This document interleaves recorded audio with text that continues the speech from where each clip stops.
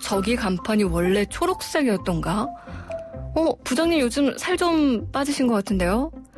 관심을 가지면 예전엔 그냥 지나쳤던 것들이 눈에 들어오기 시작합니다. 아마 장애인 인권 문제도 그럴 텐데요. 잘 알지 못해서 지나쳤던 우리 이웃에 대한 관심을 키우는 시간입니다. 같이 서울시립대 교수이자 한국장애인재단 이성규 이사장님과 함께합니다. 이사장님 안녕하세요. 네, 안녕하세요. 네, 2주 만에 봬요. 2주 만에 뵙습니다. 요즘에 건강관리 좀 하시는 것 같은데 이사님 오늘따라 좀 에너지가 느껴지신 것 같아요. 요즘 운동 많이 하고요. 또 적게 먹습니다. 저도 조금 이제 아무래도 연말이라 중동 지방을 좀 관리를 해야 되기 때문에 중부 지방. 네, 그렇군요. 아니 지난 화요일에 저희 또 YTN 라디오 특집 방송 함께 하시는 거 봤어요. 네, 이제 그렇습니다. 장애인재단과 함께하는 인식 개선 공모전 시상식도 함께 있었는데 많이 바쁘시죠 요즘? 그렇죠. 특히 인식 개선 사업을 오랫동안 해왔잖아요. 공모전을 통해서도 그렇고. 그런데 2017년부터는 YTN에서 함께 해주셨어요. 네. 그래서 공개방송 형태로 진행을 했는데, 이 YTN에서 이제 장애인 인식 개선 쪽에 앞장서시면서, 특집 방송으로 제작하고 편성을 해주신다니까 정말 감사할 따름입니다. 네. 사실 저희가 요 같이 코너를 할 때마다 청취자분들께서 꼭 한 분씩 정도는 요런 문자를 보내주셨었어요. 그래서 지금 YTN 라디오는 장애인 관련해서 어떤 정책들을 실시하고 있습니까? 요런 아주 날카로운 질문들을 보내주신 청취자분들도 계셨거든요. 저희가 또 앞으로 더 노력해야 하지 않나. 근데 사실 더 감사한 게 뉴스 채널인데 이런 문제를 다뤄주셔서 더더욱 감사합니다.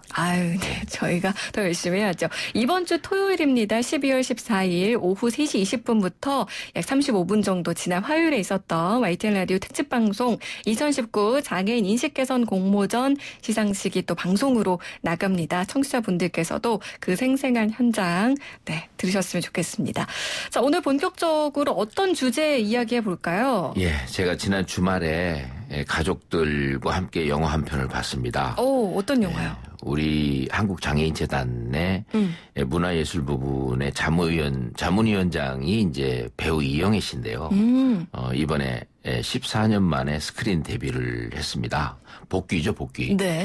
나를 찾아줘라는 영화를 봤는데 요즘 겨울왕국 때문에 너무 슬하에서 고생하는 그 와중에도 많은 분들이 찾아주시더라고요.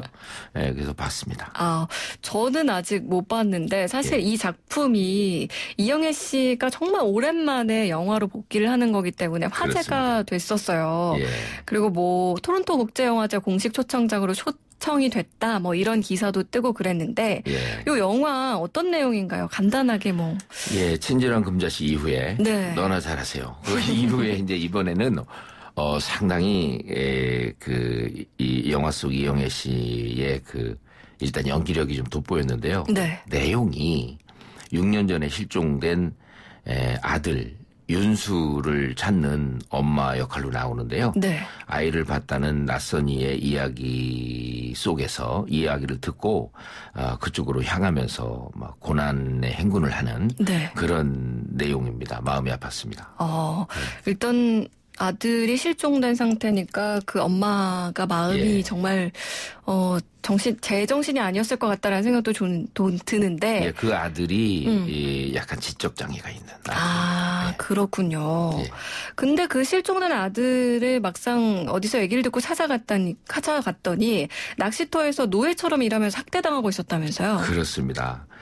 장면을 볼 때 참 가슴이 답답하고 참담했는데요. 극 중에 어떤 한 노인이 그쪽에서 이제 아들을 막 학대하는 그 노인의 얘기가 낚시터에 오는 사람들은 이제 배경이 낚시터예요. 외진 섬의 낚시터인데 여기에 오는 사람들은 우리가 무슨 짓을 해도 관심이 없다. 다 자기 살기 바쁜 사람들이다. 이 대사를 들을 때 이게 우리 일반 사회도 그런 거 아닌가 하는 느낌이 들었습니다. 그러게요. 다 자기 살기 바쁜 사람들이야 이 말이. 요즘에 뭐 우스갯소리로 연락 없으면 다들 잘 살고 바쁘게 살고 있는 걸 거야 뭐 이렇게 이야기하긴 하는데 이런 상황에서 들으니까 좀 씁쓸하기도 하고 그런데 말씀하신 것처럼 영화 속 얘기를 좀 들어보면 아이들이 어떤 착취와 폭력 뭐 그런 성적 학대에 노출되어 있지만 지금 이 영화 속 인물들 중에서는 그 누구도 도우려고 적극적으로 나서는 사람이 없다는 그런 상황이 되는 것 같아요. 그렇죠? 상황 구성이 이제 영화니까 그런 것도 있겠지만 오늘 말씀드리고 싶었던 부분도 바로 그 점인데요. 학대 현장을 확인했을 때에 과연 우리는 어떻게 대응을 해야 되는지를 알아보고 그중에서도 특히 장애인 학대에 대해서 어떻게 해야 되는지 좀 초점을 맞춰서 말씀을 드리고 싶습니다. 네, 확실히 예전보다는 뭐 아동학대라던가 뭐 가정 내 학대에 대해서 많은 분들의 인식이 조금 높아졌고 관심을 갖게 된 그런 여러 사건들이 요 몇 년 사이에 좀 있긴 많았죠. 있었어요. 네. 그러면요, 그 중에서도 이제 장애인 학대에 대해서 오늘 이야기를 해볼 텐데 장애인 학대 자체를 어떻게 좀 정의를 내리면 좋을까요? 장애인 학대는 이제 장애인들에게 가해지는 신체적, 정신적, 정서적, 언어적, 성적 폭력이나 가혹행위, 또 경제적인 착취나 유기방임을 이제 의미하는데요. 장애 학대의 종류가 이렇게 한 5가지 범주로 분류될 수가 있습니다. 네. 그러면 뭐 영화 속 이야기를 저희가 잠깐 더 해보자면 뭐 노동력을 착취당하고 있었다 낚시터에서 뭐 이런 얘기를 해주셨는데 이런 것도 뭐 경제적 착취라고 볼 수 있을까요? 당연하죠. 그 영화 속 장면에서는 거기에서는 그 노동력 착취와 성적 학대가 같이 이루어져요. 그런데 그 중에서 경제적 착취라는 거는 재산을 함부로 빼앗거나 근로에 대한 정당한 대가를 지급하지 않는 거죠. 네.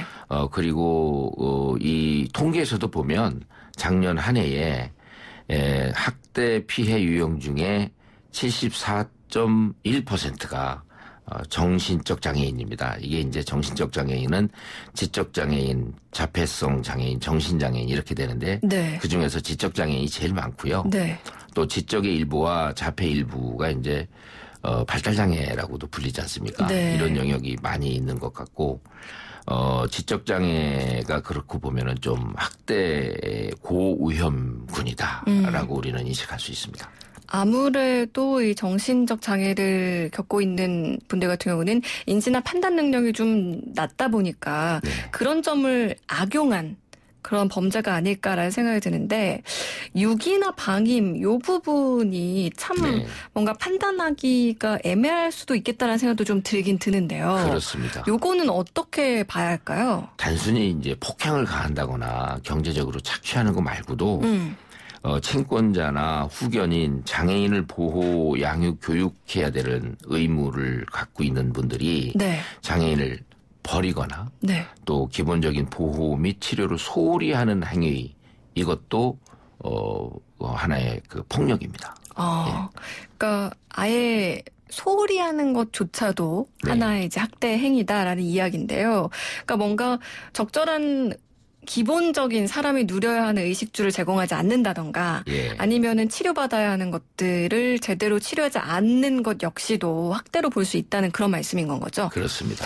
자, 그러면요. 지금 현재 상태에서 우리나라에서 장애 학대가 어떤 상황인지 그 현황 좀 얘기해 주실 수 있을까요? 이제 작년도 통계인데요. 작년 한 해 동안에 장애인 권익옹호기관에 그 학대받았다. 이렇게 신고된 접수는 총 3,700여 건에 달합니다. 그 중에서 학대 의심 사례로 판정된 건수는 1,800건이 넘고요. 또 학대다라고 판정된 건 거의 절반입니다. 889건입니다. 그러니까 신고 접수된 건의 거의 절반 정도는 의심 사례로 판정이 됐고 그렇습니다. 학대로 판정된 게 또 그 중에도 절반 정도인 건데 그러면 의심 사례에서 거의 절반이 학대다라고 판정이 되는 건 거잖아요. 그렇습니다. 그러면 어떤 종류들이 좀 있을까요? 이제 아까 5가지 유형 중에 신체적 학대가 제일 많아요. 약 27.5%. 그리고 경제적 착취, 이제 막 강제 노역시키고 돈 안 주고 막 이런 거요. 네. 그게 24.5%고 두 번째고요. 방임이 세 번째입니다. 그다음에 정서적 학대, 성적 학대 이렇게 되는데 성적 학대도 9% 정도예요. 그리고 마지막에 이제 유기하는 거, 네. 버리는 거죠. 이게 2.6%로 순서가 됩니다. 그냥 단어만 들어도 네. 마음이 좀 계속 아픈데. 네, 그 중에서 뇌병변이나 지체, 자폐성 장애는 주로 신체적 학대가 많고요. 네. 또 지적 장애인하고 정신 장애인의 경우는 경제적 착취를 제일 많이 당합니다.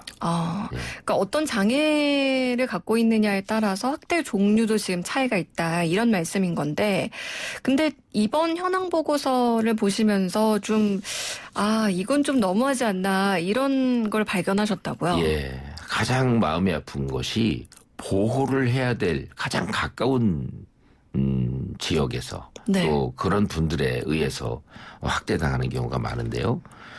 개관 종사자에 의한 학대가 39%가 넘습니다. 이게 제일 높고요.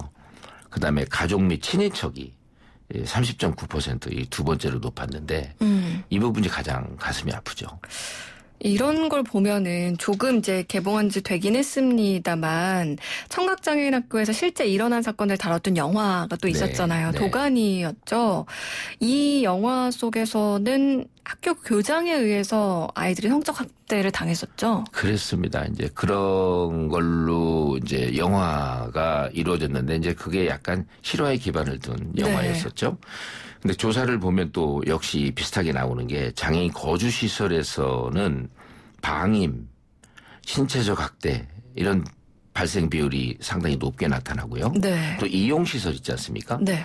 장애인 이용 시설에서는 방임과 적학대가 이제 높게 나타나고 그 외에 이제 사회복지 관련 시설, 뭐 주간보호 시설이라든가 이런 시설에서는 경제적 착취하고 정서적 착취가 주로 발생하는 것으로 나타났습니다. 네. 그리고 뭐 얼마 전에 기사 보다 보니까 장애인 시설에 거주하고 있는 장애인분들이 집단 설사 증세가 나타나서 네. 38명 중에 25명이 병원 입원 치료를 받고 또 2명은 사망하는 그런 사건이 있었는데 네. 사실 이것만으로도 좀 어떻게 그럴 수가 있나 싶은데 예. 이 기간 동안 이 시설 원장 뭐 직원들이 해외에 또 여행을 갔었다.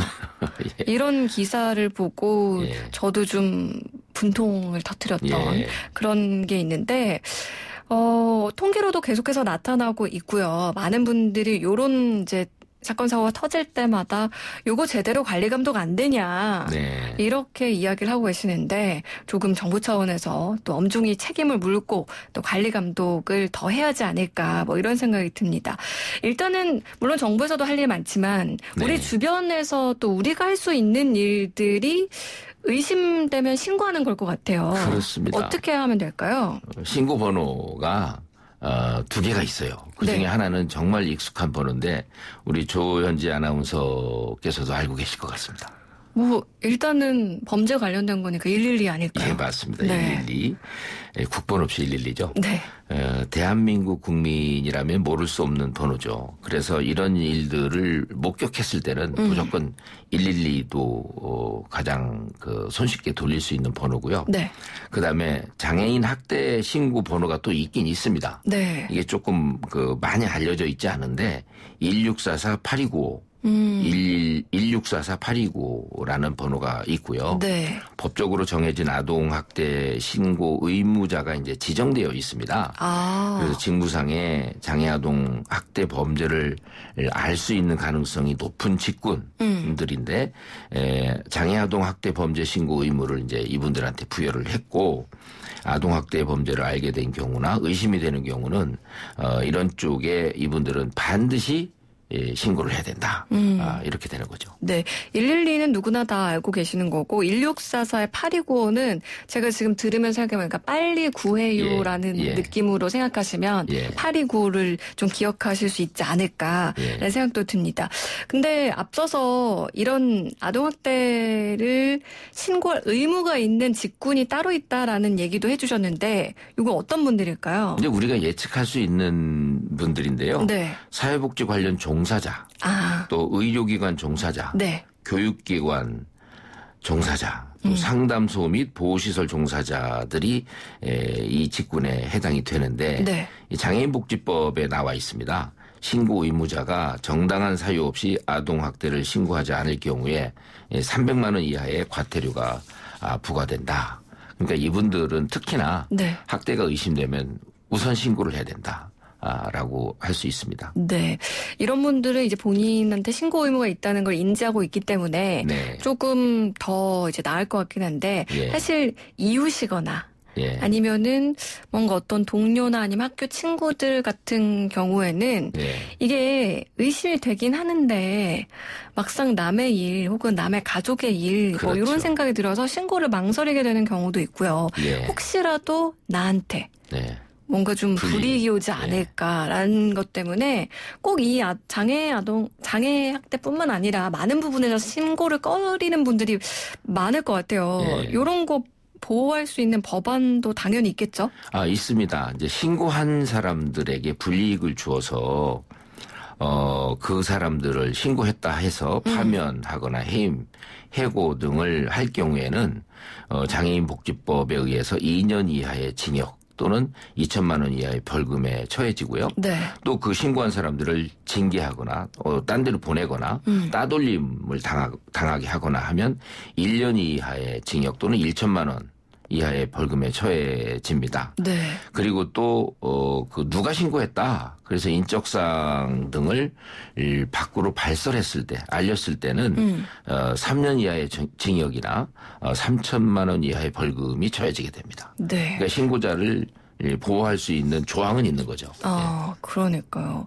무엇보다 일단은 보복하려는 마음을 갖는 것 자체가 문제지 않을까라는 그렇죠. 생각도 좀 들기도 하고요. 그러면요, 우리가 이제 좀 의심이 된다 싶어서 신고를 하면 이제 어떻게 조사가 진행되는지. 그 절차요? 네. 그 절차는 우선 신고 접수가 되면 112나 아까 빨리 구해요. 1644 빨리 구해. 신고가 되면 상담원이 2인 1조로 구성이 됩니다. 그래서 그 현장 조사를 합니다. 그다음에 필요할 때는 이제 응급조치를 하고 학대 사례 판정위원회가 있는데요. 이 판정위원회에서 판정이 내려지고 그 후에 피해자 등 회복 지원이 이루어지는데 이제 상담도 하고 교육도 하고 사법 지원, 의료 지원, 거주 지원 또 복지 관련 종합 서비스 연계가 이루어집니다. 그래서 그 이후에 사례가 이제 그 상황에 따라서 종료가 되고 마지막으로는 또 사후에 모니터링을 하게 됩니다.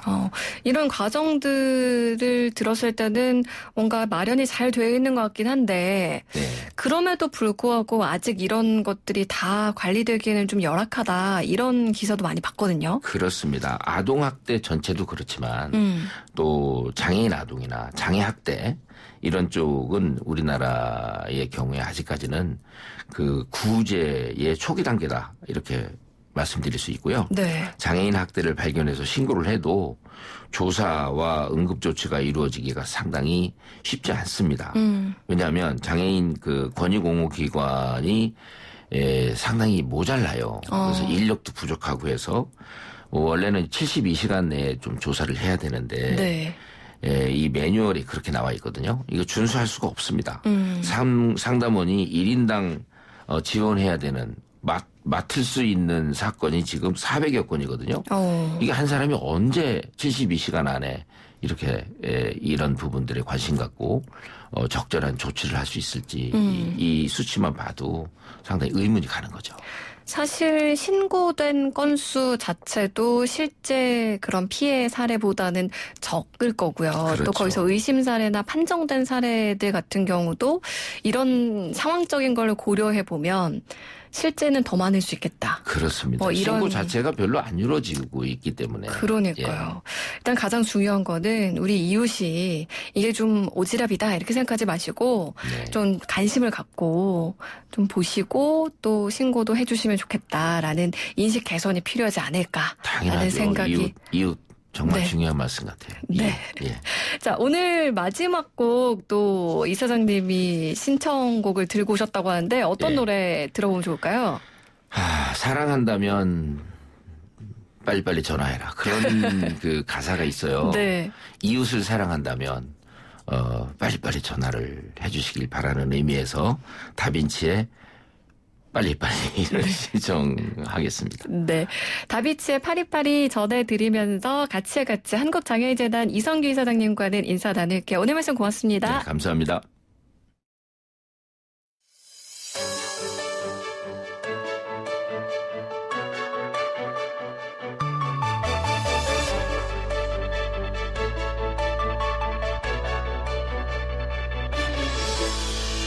만나지 말자 내 말 연락도